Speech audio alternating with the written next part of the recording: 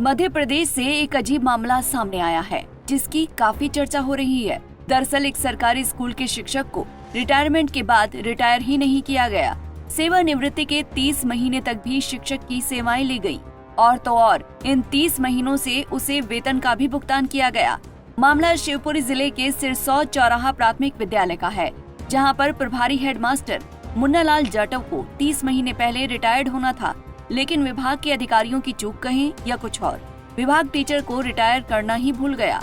जिस संकुल केंद्र से मुन्नालाल का वेतन आता है, उसी संकुल में नव पदस्थ प्रभारी प्राचार्य कविता लोधी ने ये मामला पकड़ा है। इसमें 30 महीने शिक्षक ने ज्यादा नौकरी कर ली और उसका वेतन भी उसको मिल गया है।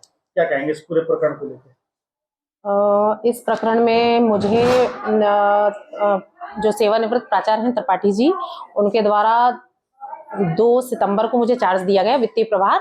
उसके पश्चात मैंने सेवा पुस्तिकाएं अद्यतन करने का काम स्टार्ट करवाया एक टीम बना करके।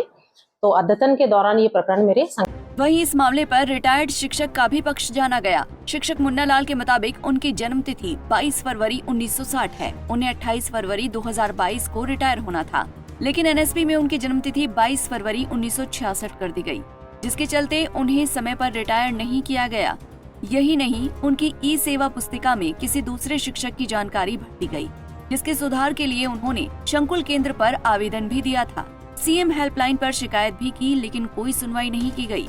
वहीं संबंधित अधिकारी के मुताबिक शिक्षकों ने खुद की आईडी से सेवा पुस्तिका नॉमिनेशन के लिए अपडेट कराई थी, इसीलिए चूक संबंधित शिक्षक की है।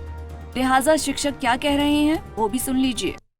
ये सर, जिस समय मेरी कटौतरा का फार्म जमा होना था, तो विभाग वालों ने मेरा कटौतरा का फार्म न जमा कराते हुए अन्य किसी टीचर की प्रविष्टियां मेरे में कर दी और मेरा 2015 से कटौतरा काटा गया।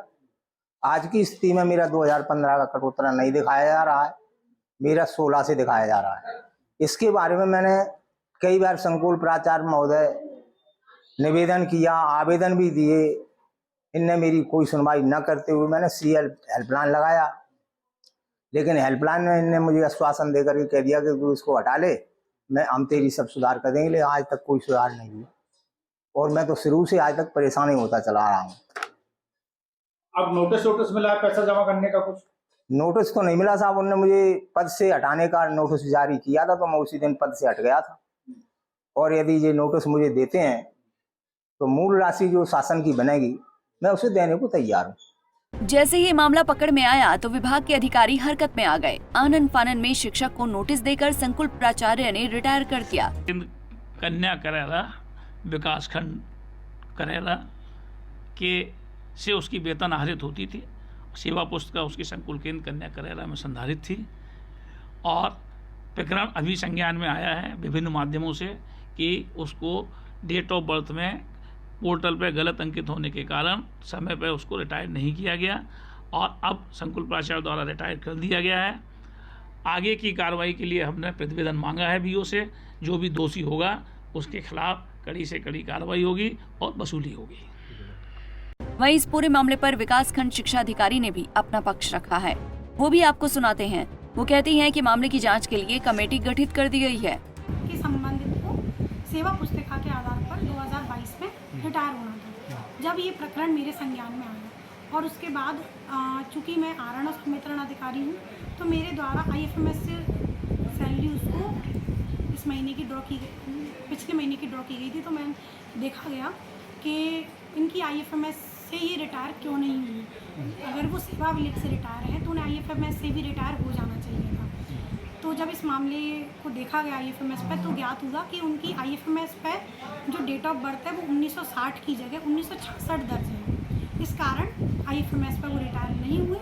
तो संबंधित संकुल प्राचार्य द्वारा उन्हें उस दिनांक से जो फरवरी 2022 है उससे उन्हें सेवानिवृत्त। हालांकि चूक विभाग की है या शिक्षक की, इसकी गहरी जांच की जरूरत है, क्योंकि रिटायर होने के बाद भी 30 महीने नौकरी करना और साथ में वेतन लेना एक बड़ी बात है। पंजाब केसरी के लिए शिवपुरी से भूपेंद्र शर्मा की रिपोर्ट। हमसे जुड़े रहने के लिए हमारे YouTube चैनल को सब्सक्राइब करें और नई वीडियो की नोटिफिकेशन के लिए बेल आइकॉन को दबाएं।